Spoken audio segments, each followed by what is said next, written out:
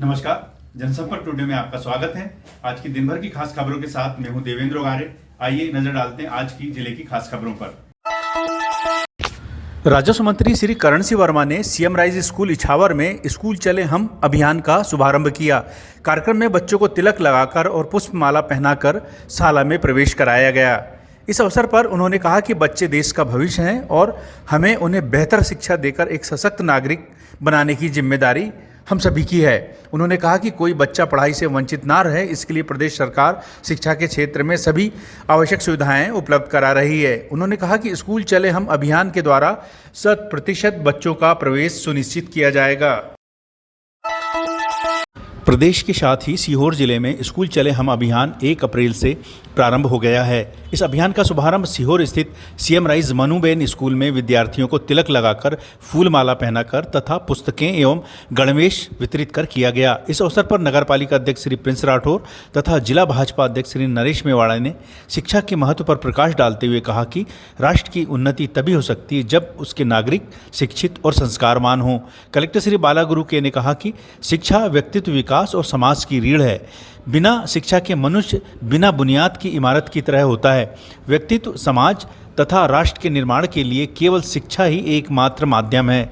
उन्होंने कहा कि शिक्षा ही व्यक्ति को साहसी और सशक्त, वैचारिक तथा आर्थिक रूप से समृद्ध बनाती है। उन्होंने कहा कि लक्ष्य निर्धारित कर दृढ़ इच्छा शक्ति के साथ सही दिशा में कठिन परिश्रम करें तो प्रतिकूल परिस्थितियां भी आगे बढ़ने से नहीं रोक पाती। जलगंगा संवर्धन अभियान का जिले में प्रभावी क्रियान्वयन किया जाए। इस अभियान से अधिक नागरिकों की सहभागिता बढ़ाई जाए और इस अभियान के तहत गतिविधियों का व्यापक प्रचार प्रसार किया जाए तथा जलगंगा संवर्धन अभियान से जुड़ने के लिए लोगों को प्रेरित किया जाए। यह निर्देश आज टीएल बैठक के दौरान कलेक्टर श्री बालागुरु के ने अधिकारियों को दिए। उन्होंने कहा कि पेयजल संकटग्रस्त गांवों में वैकल्पिक व्यवस्था की जाए।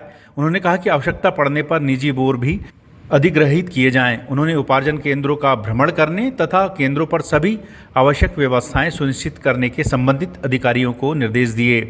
बैठक में उन्होंने सीएम हेल्पलाइन की शिकायतों का समय सीमा में संतुष्टिपूर्वक निराकरण करने के भी निर्देश दिए। कलेक्टर श्री बालागुरु के तथा जिला पंचायत सीईओ डॉक्टर नेहा जैन ने कलेक्ट्रेट सभा कक्ष में जनसुनवाई में जिले भर से आए 60 नागरिकों की समस्याएं सुनी और निराकरण के संबंधित अधिकारियों को निर्देश दिए। जिले की खास खबरों के बाद अब चलते हैं प्रादेशिक खबरों की ओर। मुख्यमंत्री डॉक्टर मोहन यादव की अध्यक्षता में आज मंत्रालय में मंत्रिपरिषद की बैठक संपन्न हुई। इस बैठक में कई महत्वपूर्ण निर्णय लिए गए। इन निर्णयों के बारे में नगरीय प्रशासन एवं आवास मंत्री कैलाश विजयवर्गीय ने विस्तार से जानकारी दी। हमारे यशस्वी मुख्यमंत्री डॉक्टर मोहन यादव जी की अध्यक्षता में कैबिनेट में बहुत ही महत्वपूर्ण निर्णय हुए, जिससे शॉर्ट में मैं बताता हूँ। सीएम राइज स्कूल जो कि हर जिले के अंदर है, उसका नाम परिवर्तित किया गया है और जहाँ भगवान कृष्ण ने शिक्षा प्राप्त की थी, Sandeep ion school, Sandeep ion विद्यालय, उसका नाम हो गया। तो ये एक बड़ा निर्णय है और उसका एक मॉडल भी बनाएंगे हम कि वास्तव में उसमें कृष्ण की छवि दिखे, ऐसा कुछ उसका कलर, उसके मोनो, उसमें भगवान कृष्ण का और संदीप आयन ऋषि का कुछ उल्लेख हो। मुझे एक बताते हुए बहुत प्रसन्नता है कि नया वर्ष गुड़ी पड़वा इस बार सारे प्रदेश में बहुत धूमधाम से मनाया। वैसे मालवा निमाड़ में तो काफ़ी समय से मनता आ रहा था, और विंध्य में भी बहुत अच्छे तरीके से मनाया गया। पूरे प्रदेश के हर जिले में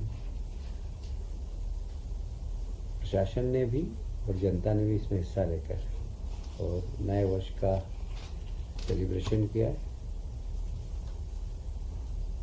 लोगों ने काफ़ी आनंद से, मुझे बताते हुए बहुत प्रसन्नता कि कुछ लोगों को तो पता ही नहीं था कि भारतीय कैलेंडर हमारा काल गणना का केंद्र था कभी उज्जैन, और हमारा कैलेंडर बहुत प्रामाणिक है, बहुत वैज्ञानिक है। जितने भी दुनिया के कैलेंडर हैं उससे सर्वश्रेष्ठ कैलेंडर है तो भारतीय कैलेंडर है, जिसमें काल गणना को जीरो का 1000वां हिस्सा तक, 0.0 का 1000वां हिस्सा तक कैलकुलेट किया गया है। और इसलिए हमारा जो कैलेंडर है वो बहुत प्रामाणिक है और बहुत वैज्ञानिक भी है। औद्योगिक क्षेत्र में कामकाजी महिलाओं के लिए हॉस्टल्स के लिए 284 करोड़ रुपया हमें केंद्र सरकार की सहायता से मिला है। हम देश के प्रधानमंत्री को धन्यवाद देना चाहते हैं कि जितने भी हमारे औद्योगिक क्षेत्र हैं वहाँ महिलाओं के लिए हॉस्टल निर्माण करने का कार्य अब हम अतिशीघ्र करेंगे, क्योंकि औद्योगिक क्षेत्र में महिलाएं काम तो करती है पर उनके लिए आवास की बड़ी परेशानी थी और ये कामकाजी महिलाओं के लिए हॉस्टल बनाने की बहुत पुरानी डिमांड थी और अब ये डिमांड उनकी पूरी हो गई है। इसमें लगभग 5120 कामकाजी महिला औद्योगिक क्षेत्र में पहले चरण में व्यवस्था होगी। ये महिला सशक्तिकरण के लिए बहुत ही अच्छा उदाहरण है और हम देश के प्रधानमंत्री को इसके लिए पुनः धन्यवाद देते हैं। अभी आपने देखा होगा GIS हुआ, उसके पहले सोनल कॉन्क्लेव हुई, अब इंदौर में IT सेक्टर की कॉन्क्लेव होगी 27 अप्रैल को। देश और दुनिया की लगभग 200 से ज़्यादा कंपनियां आएगी। इंदौर IT के लिए बहुत ही अनुकूल स्थान है और इसलिए माननीय मुख्यमंत्री जी ने निर्णय लिया कि इंदौर में सिर्फ IT संबंधित एक बड़ी कॉन्क्लेव की जाए और वह 27 अप्रैल को होने जा रही है। जल गंगा संवर्धन आप सभी जानते हैं कि माननीय मुख्यमंत्री जी का बड़ा रुचिकर विषय है ये, कि 30 अप्रैल से 30 जून तक चलेगा। बरसात आने के पहले हम सारी तैयारी भी करेंगे जितनी। कल फिर मिलते हैं दिन भर की खास खबरों के साथ, तब तक के लिए नमस्कार।